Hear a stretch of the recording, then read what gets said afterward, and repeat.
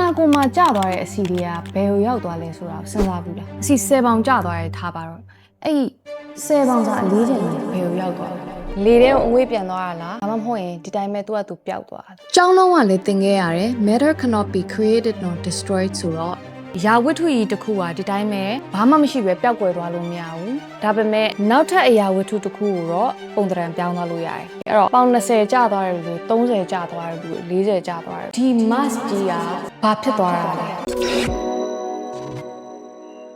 အားလုံးပဲမင်္ဂလာပါ Live Love and Live ကနေပြန်လဲကြိုဆိုပါရစေဒီဗီဒီယိုကတော့တခြားဗီဒီယိုတွေလို fat loss tips တွေ tricks တွေတော့မဟုတ်ဘူးပေါ့နော်အဲ့ဒါထက်ပိုပြီးတော့စိတ်ဝင်စားစရာကောင်းတယ်ကျသွားတဲ့အစီတွေကဘာဖြစ်ပုံသဏ္ဍာန်ပြောင်းပြီးတော့မိုးတို့ခန္ဓာကိုယ်ကနေထွက်သွားတာလဲဆိုတဲ့အကြောင်းကိုရှင်းပြသွားမှာဖြစ်ပါတယ် Spoiler alert ကျသွားတဲ့အစီတွေကလေထဲမှာပျောက်သွားတာမဟုတ်ပါဘူးလေဖြစ်သွားတာပါနားလဲလွယ်အောင်ထင်းမုံကိုဥပမာလေးပေးပြီးတော့ရှင်းပြမယ်ပေါ့နော်လူတိုင်းတော့မီးမွေးဘူးမယ်လို့ထင်တယ်ပေါ့နော်ဆိုပါတော့မိုးတို့ညဘက်မှာချမ်းလို့မီးလုံကျင်တယ်ဆိုပြီးတော့ဒီထင်းတုံးကြီးတတုံးကိုမီးရှို့လိုက်တယ်ပေါ့နော်မီးရှို့ပြီးမီးလုံကြရဲ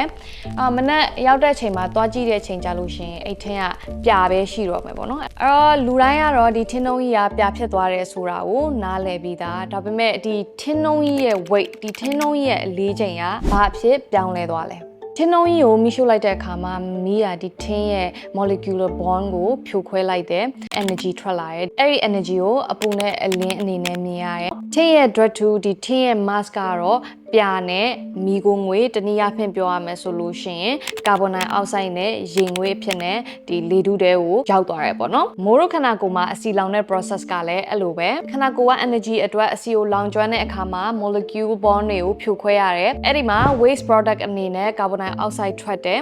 ကာဗွန်ဒိုင်အောက်ဆိုက်ကိုမိုးတို့ဘာလုပ်ကြလဲငယ်ငယ်တော့သင်ဘူးတယ်အောက်ဆီဂျင်ကိုရှူသွင်းပြီးတော့ကာဗွန်ဒိုင်အောက်ဆိုက်ကိုရှူထုတ်ကြတယ်အဲ့တော့ literally မိုးတို့ကအဆီကိုရှူထုတ်လိုက်တာဖြစ်ပါတယ်